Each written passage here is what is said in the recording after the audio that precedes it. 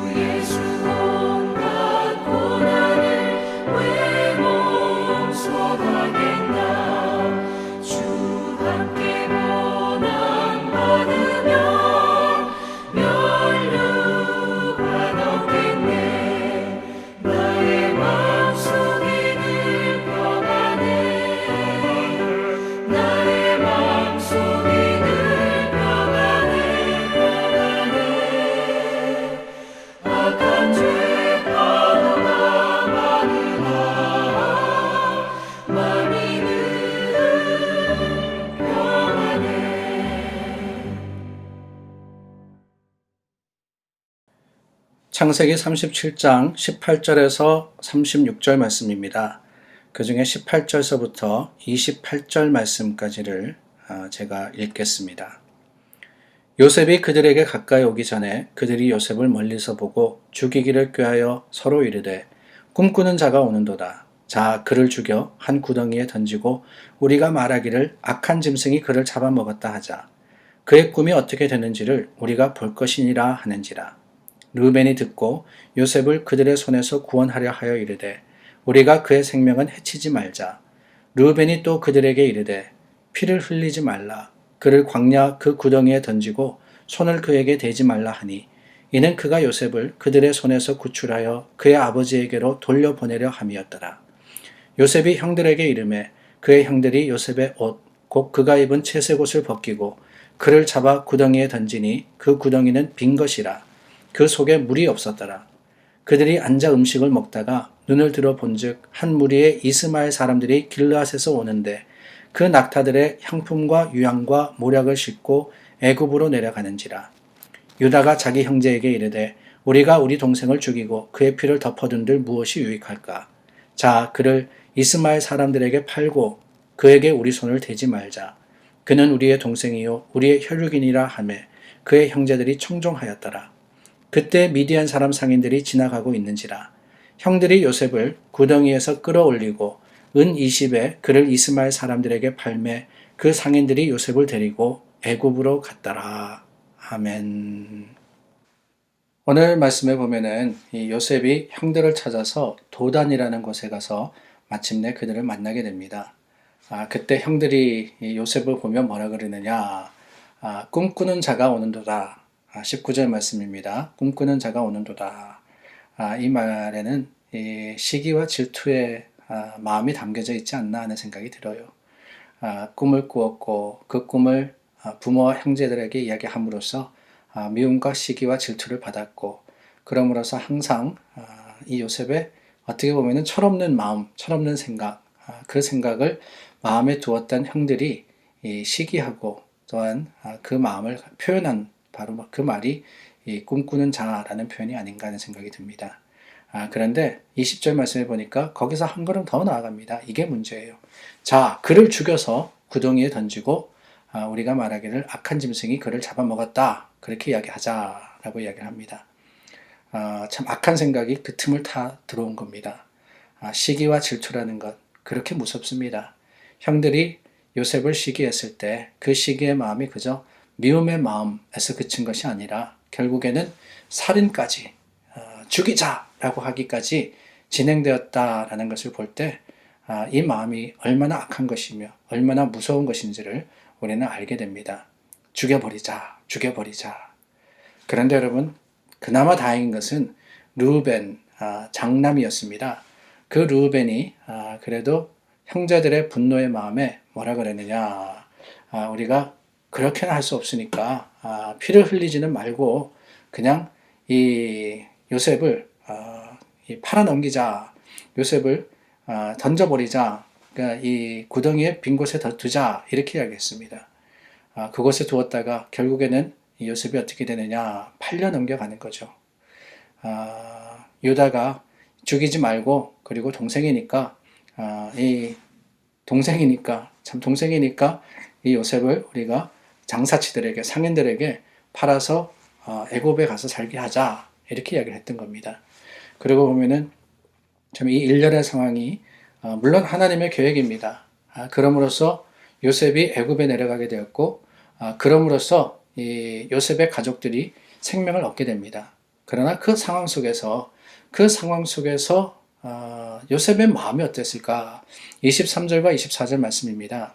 요셉이 형들에게 이르되 그의 형들이 요셉의 옷 곧 그가 입은 채색 옷을 벗기고 그를 잡아 구덩이에 던지니 그 구덩이는 빈 것이라. 그 속에 물이 없었더라. 요셉의 채색 옷을 벗기고 요셉이 구덩이에 떨어진 겁니다. 가장 낮은 곳에 빠진 겁니다. 세상 가운데서 즐겼던 형들을 만나러 가면서 그 형들이 자신을 시기했다라는 것을 철이 있었더라면 알았을 텐데 요셉도 그 자리까지 채색 옷을 입고 갔다 하는 것 정말 철이 없는 행동이 아닌가 하는 생각이 듭니다. 근데 그 채색 옷이 벗겨지고 사람의 손길이 닿지 않는 웅덩이에 던져지고 그 웅덩이가 빈 것이었다. 그 속에 물이 없었더라. 물이 없었더라 이렇게 표현하고 있는데요. 마른 웅덩이라 하는 것은 다른 게 아닙니다.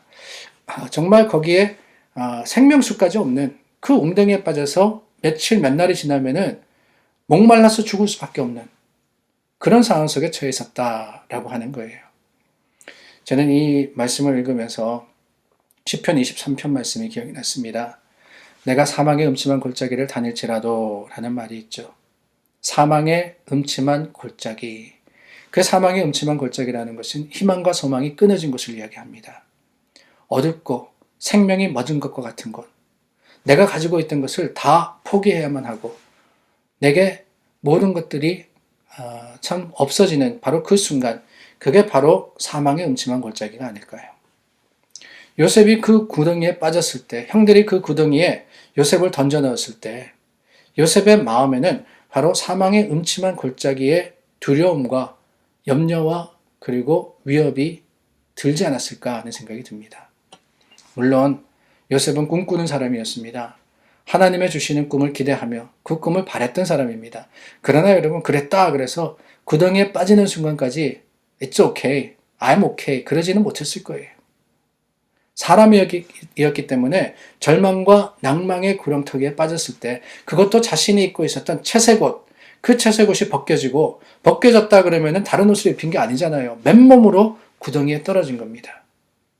맨몸으로 구덩이에 떨어져서 죽을 그 순간만 기다리게 되었을 때 어떤 생각이 요셉의 마음에 들었겠느냐? 두려움이 들지 않았겠습니까? 아니, 어쩌면 그 순간에 하나님의 주신 꿈은 생각도 나지 않았을 것 같아요. 구덩이 속에 있을 때 밭의 곡식단이 나를 위해서 절하고 해와 달이 별이 나를 위해서 절했으니까 나는 괜찮을 거다. 그 순간 그런 마음과 생각을 했다면 요셉은 이상한 사람이었을 겁니다. 구덩이는 구덩이입니다. 두려울 수밖에 없는 거예요. 두려울 수밖에 없는 겁니다. 우리도 그렇지 않습니까? 믿음의 사람이지만은요, 구덩이에 빠질 때가 있는 거예요. 그런 순간에 척할 필요 없습니다. 괜찮은 척? 아닙니다. 믿음이 날 지켜줄 것이다. 물론 그렇습니다. 그러나 두려운 순간에, 실망하고 좌절하는 순간에, 눈물이 흐르고 어쩔 수 없는 그 순간에 우리는 괜찮다라고 하기보다는 하나님 앞에 나아가 하나님뿐입니다 하는 것, 그게 바로 생명이며 구원의 방법이 아니겠습니까? 채색옷이 벗겨지고 자신을 보여줬던 아버지도 없고 아무것도 없는 그 웅덩이에 빠져서 두려워 떨고 있는 요셉. 자신의 힘으로는 어쩔 수 없는 상황입니다. 그러나 그 순간에도 하나님은 하나님의 계획과 섭리를 이루시고 계셨기 때문에 오히려 요셉이 채색옷이 벗겨지고 알몸퉁이가 되었을 때 하나님은 그와 함께 하심을 요셉이 깨닫게 하시는 바로 그 순간에 하나님만을 의지하는 훈련을 받은 것이 아닌가 하는 생각이 들어요. 그렇습니다. 사망의 음침한 골짜기를 지나본 사람은요, 하나님께서 그 골짜기에도 함께 하신다는 것을 확신할 수 있습니다. 이론이 아니잖아요. 현실이고 체험입니다. 하나님의 역사하심을 경험한 사람은요, 그 역사하심이 오늘도 나와 함께 하심을 기억하기 때문에 두려워하거나 걱정하며 염려하는 것이 아니라 오히려 믿음으로 소망하며 주님을 붙드는 거 아니겠어요? 구덩이에 앉아있는 순간에는 눈물 흘릴 수밖에 없습니다.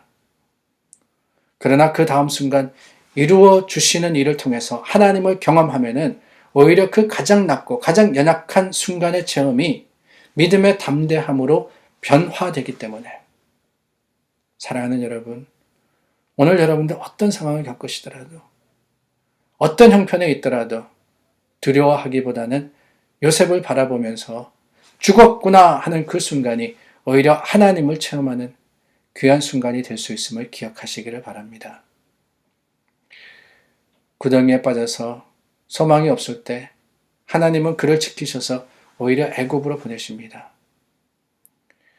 그 하나님의 역사하심을 경험한 요셉, 그 뒤로부터, 이 사건 이후로부터는요, 하나님 앞에 신실한 자로서 하나님을 두려워하는, 경외하는 자로서 굳게 서게 되는 거예요. 오늘 저와 여러분들도 그렇습니다. 이런 체험이 우리의 믿음을 담대하게 하기를 원합니다. 아니, 오늘 여러분 중에 어떤 분이 구덩이의 그 낮은 곳에 있는 것과 같은 삶의 체험과 경험 가운데 있다 할지라도 하나님께서 주시는 약속을 다시 한번 확실히 붙들고 믿음으로써 이겨나갈 때 사망의 어떤 은추한 그늘이라 할지라도 우리를 틈탈 수 없음을 기억하며 승리하는 믿음의 사람들이 될 수 있기를 우리 주님의 이름으로 간절히 소망합니다. 기도하겠습니다. 좋으신 하나님 감사합니다. 우리가 하나님의 주시는 꿈을 향해서 나아갈 때 주님을 경험하고 하나님을 만나게 하여 주심을 감사드립니다. 그 체험이 희망이며 또한 능력입니다. 요셉이 가장 낮은 구덩이에 있었지만 하나님께서 운동하시고 역사하여 주심으로써 생명을 얻었던 것을 평생 잊지 않았던 것처럼 오늘 우리도 하나님의 역사를 기억하며 주님 앞에 담대하게 서는 믿음의 사람들이 되게 하여 주시고 그 용기가 하나님의 것이기 때문에 세상을 향해서 외치는 자들이 될 수 있도록 도와주시옵소서.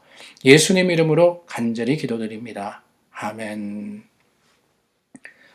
오는 주일에는 공천위원회가 모입니다. 이제 공천 준비 작업하면서 하나님 앞에 모든 것 맡기고 나아갈 때 주님께서 지혜로 더하시고 능력으로 채우시고 하나님의 거룩하심으로 풍성하게 하시기를 구해서 기도해 주시기를 간절히 부탁드립니다.